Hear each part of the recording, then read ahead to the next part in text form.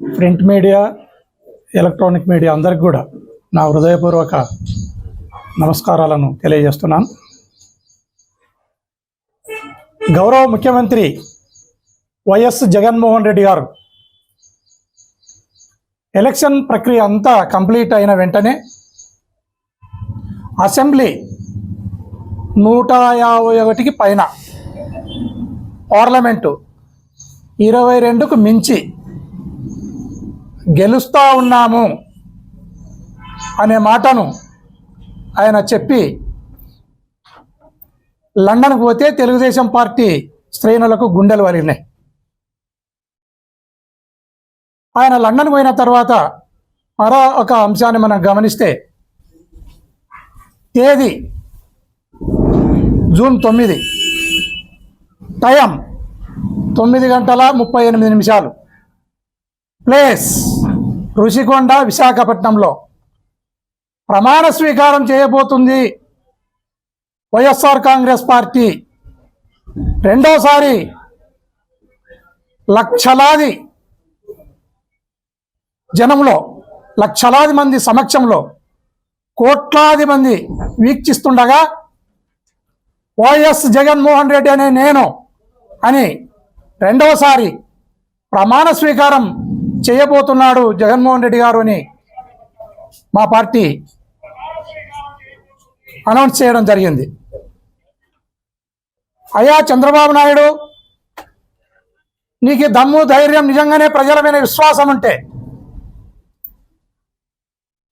10 గెలుస్తావా, 20 గెలుస్తావా, లేకుంటే 175కు 225 గెలుస్తావా, యాదో తక్కువ నువ్వు బయటకు వచ్చి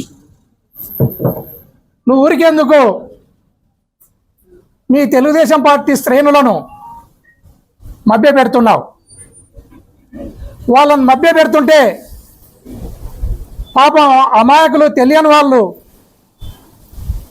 కొంతమంది, ఎస్పెషల్లీ పాపం కమ్మోళ్ళు, పోయినసారి కూడా 2019లో పందాలు కాసి చాలా డబ్బులను పోగొట్టుకున్నారు. నువ్వు వాళ్ళకి స్పష్టంగా చెప్పకపోతే ఈసారి కూడా నువ్వు వస్తావనే భ్రమలో రూపాయికి రూపాయన్నర పెట్టుకుంటావనే మాటను మాట్లాడుతున్నారంట. కులానికి కులం సేటు, నీళ్లకు పాసి సేటు అంటారు. కమ్మ కులానికి ఎవరో సేటు కాదు, చంద్రబాబు నాయుడే సేటు, నీళ్లకు పాసి సేటు. మరోసారి చెప్తున్నా, ఈ రాష్ట్రంలో అనేక మంది కమ్మోళ్ళు, యోధాన యోధులు ఉన్నారు, ధర్మంగా బ్రతకాలనే వాళ్ళు ఉన్నారు, మంచి క్రేజ్ ఉన్న పొలిటీషియన్లు ఉన్నారు. వారిని అందరినీ కూడా తొక్కిపెట్టినది చంద్రబాబు నాయుడు. దాన్ని మనమంతా కూడా గుర్తు చేసుకోవాలి. కమ్మోళ్లకు ఈ రాష్ట్రంలో రాజకీయంగా సమానమైన అవకాశం కల్పించిన వ్యక్తి జగన్మోహన్ రెడ్డి గారు.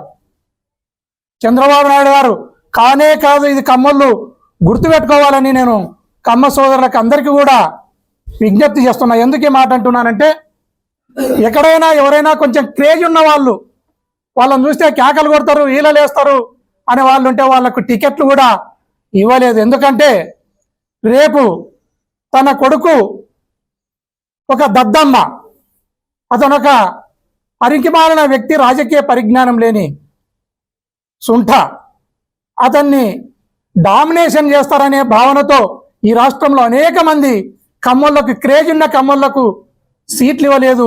కమ్మ సోదరులు దీన్ని గుర్తుపెట్టుకోవాలని నేను విజ్ఞప్తి చేస్తున్నాను. రెండవది, ఎలక్షన్లలో అక్కడక్కడ దౌర్జన్యాలు జరిగినాయని,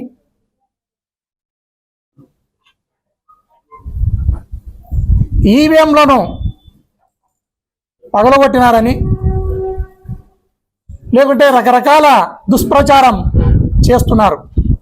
ఆడలేక మధ్యలో ఓడి, లేకుంటే ఆడలేక నావి పాత గజ్జలు అన్నట్లు తెలుగుదేశం పార్టీ శ్రేణులు వాళ్ళు ఓడిపోతున్నారు. కాబట్టి ఒక కొత్త వితండవాదాన్ని తెర మీదకి తీసుకుని వచ్చి వారి ఓటమికి సాంకేతిక కారణాలను, లేదా ఏదో మేము దౌర్జన్యం చేసినారు అనేది రాష్ట్రానికి తెలియజేయాలనే ఒక వ్యూహం ప్రకారం వాళ్ళు చేస్తూ ఉన్నారు. మనం బాగా గమనిస్తే ఈ భారతదేశంలో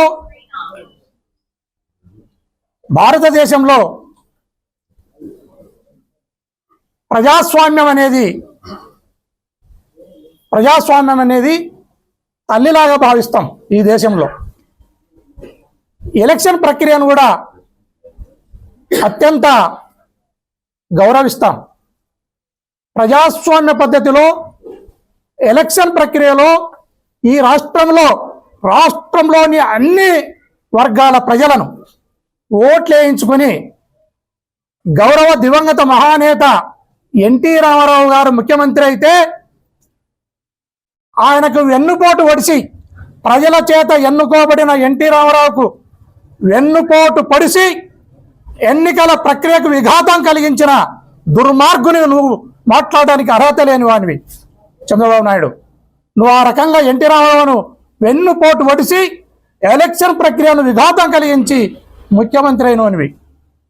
రెండవది మనం గమనిస్తే సజీవ సాక్ష్యం హైదరాబాద్ మహానగరంలో ఓటుకు నోటు కేసులో ఒక ఓటును 5 కోట్లకు కొనడానికి, ఒక పశువును సంతలో ఉన్నట్లు కొనడానికి ప్రయత్నం చేసి ఓటుకు నోటు కేసులో దొరికిన దొంగ తేలుగుట్టిన దొంగలాగా ఆ కేసులో నువ్వు ఇరుక్కుని ఎలక్షన్ ప్రక్రియలో భాగం ఇది.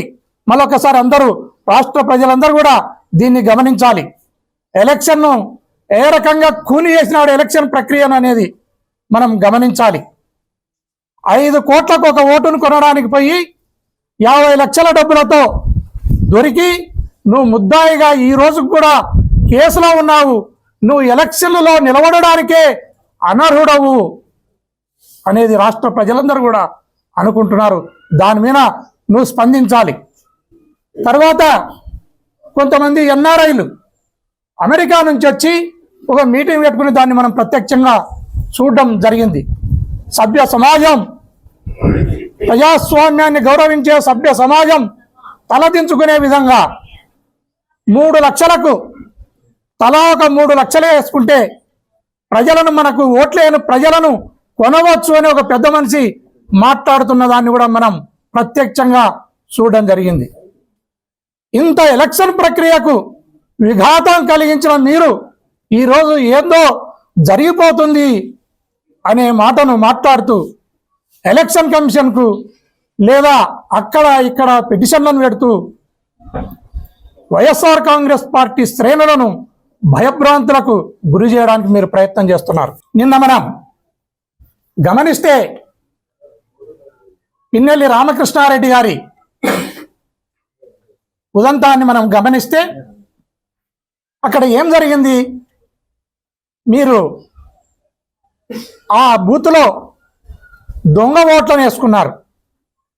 ఆ బూత్లో మీరు రిగ్గింగ్ చేసుకున్నారు.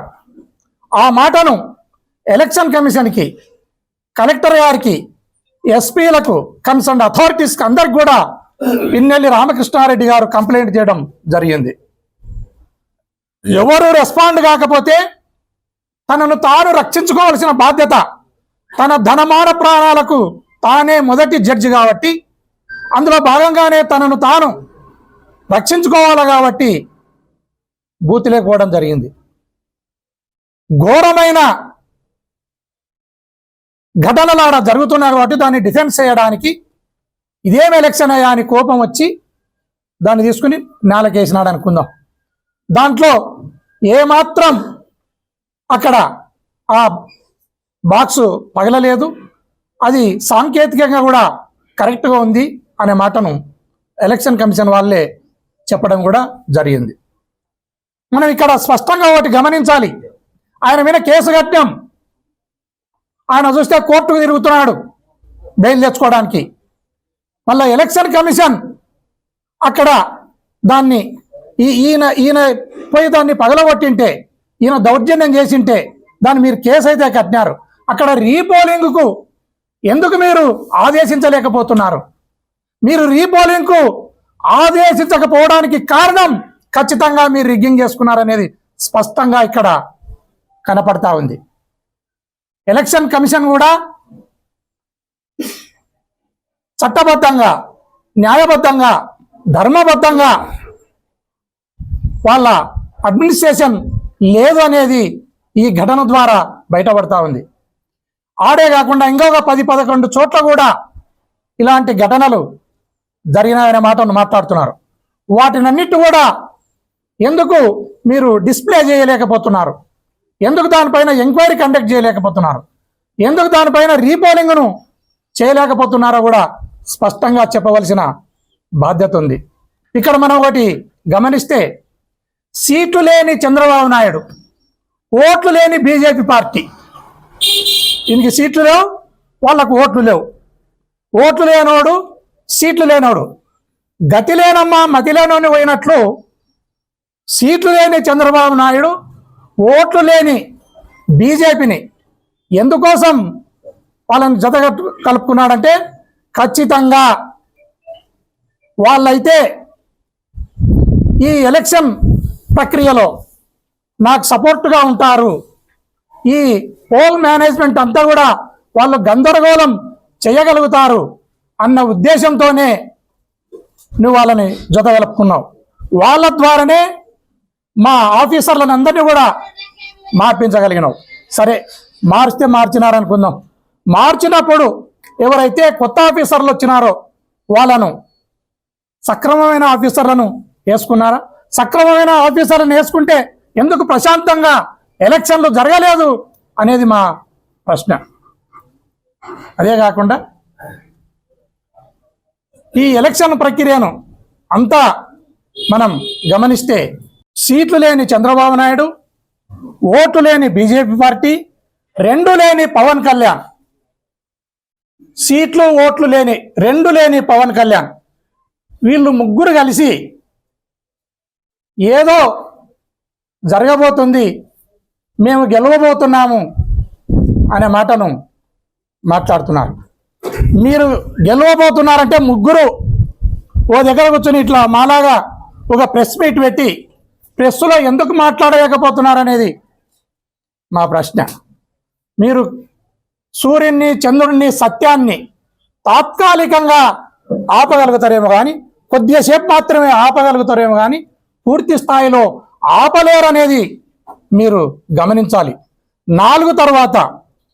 జూన్ 4 తర్వాత ఖచ్చితంగా జగన్మోహన్ రెడ్డి గారు మరొకసారి, రెండవసారి ముఖ్యమంత్రిగా ప్రమాణ స్వీకారం చేయబోతున్నాడు. ఎవరు వైఎస్ఆర్ కాంగ్రెస్ పార్టీ శ్రేణులు ఎక్కడ కూడా వాళ్ళు చేసే గందరగోళానికి, తెలుగుదేశం పార్టీ వాళ్ళు చేసే హడావుడికి, బీజేపీ వాళ్ళు చేసే హడావుడికి, లేదా జనసేన చేసే హడావుడికి ఎవ్వరు కూడా రెచ్చిపోకండి. వైఎస్ఆర్ కాంగ్రెస్ పార్టీ శ్రేణులు అనేది కూడా ఈ సందర్భంగా పిలుపునిస్తున్నాం. ఖచ్చితంగా మేము జూన్ 4వ తారీఖు నాడు అత్యధికమైన మెజార్టీతో గౌరవ ముఖ్యమంత్రి జగన్మోహన్ రెడ్డి గారు గెలవబోతున్నారు. మరొకసారి ముఖ్యమంత్రిగా ప్రమాణ స్వీకారం చేయబోతున్నారు.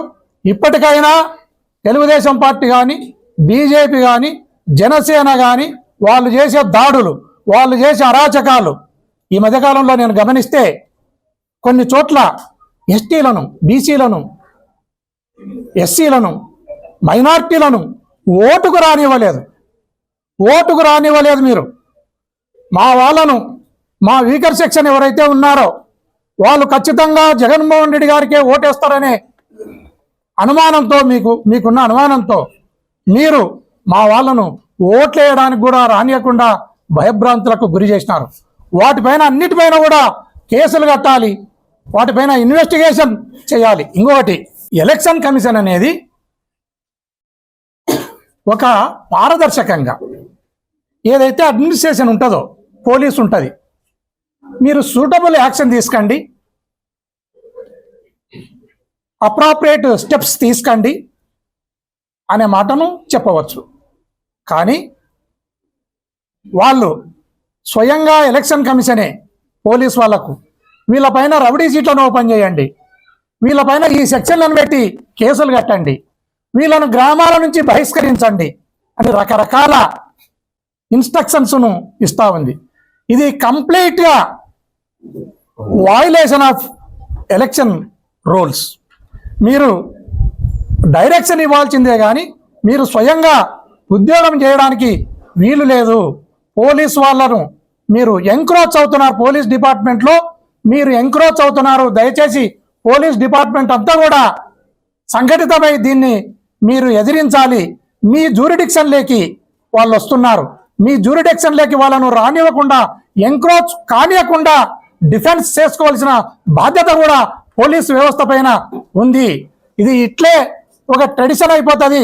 వారి కనుసన్నల్లో మీరు కేసులు కడితే, వారి కనుసన్నల్లో వారి డైరెక్షన్ మేరకు మీరు సెక్షన్లను వేస్తే, వారి కనుసన్నల్లో మీరు ఎఫ్ఐఆర్లను ఇష్యూ చేస్తే ఖచ్చితంగా ఇన్వెస్టిగేషన్ కూడా వాళ్ళే చేసి మీ ఇన్వెస్టిగేషన్ పవర్స్ను కూడా వాళ్ళే తీసుకుంటారు. దయచేసి పోలీస్ వ్యవస్థ గమనించాలి. పోలీస్ వ్యవస్థ సంఘటితమై ఖచ్చితంగా వాళ్ళను అదుపులో పెట్టవలసిందిగా పోలీసు వ్యవస్థ కూడా, ఎవరి ఉద్యోగాలు ఎవరికి ఉంటాయి, వాళ్ళేమి బ్రహ్మదేవుడు కాదు. ఏదైతే ఎలక్షన్ కమిషన్ ఉందో వాళ్ళు బ్రహ్మదేవుడు కాదు, అన్ని పవర్స్ వాళ్ళకు ఉండవు. కేవలం వాళ్ళు పీస్ఫుల్ మేనర్లో ఎలక్షన్ జరపడమే వాళ్ళ బాధ్యత. ఆ బాధ్యతను విస్మరించి ఖచ్చితంగా వాళ్ళు పోలీస్ వ్యవస్థను కానీ లేదా ఇతర వ్యవస్థలకు ఎంక్రోచ్ అవుతున్నారు. అది పద్ధతి కాదనేది కూడా ఈ సందర్భంగా తెలియజేస్తున్నాను.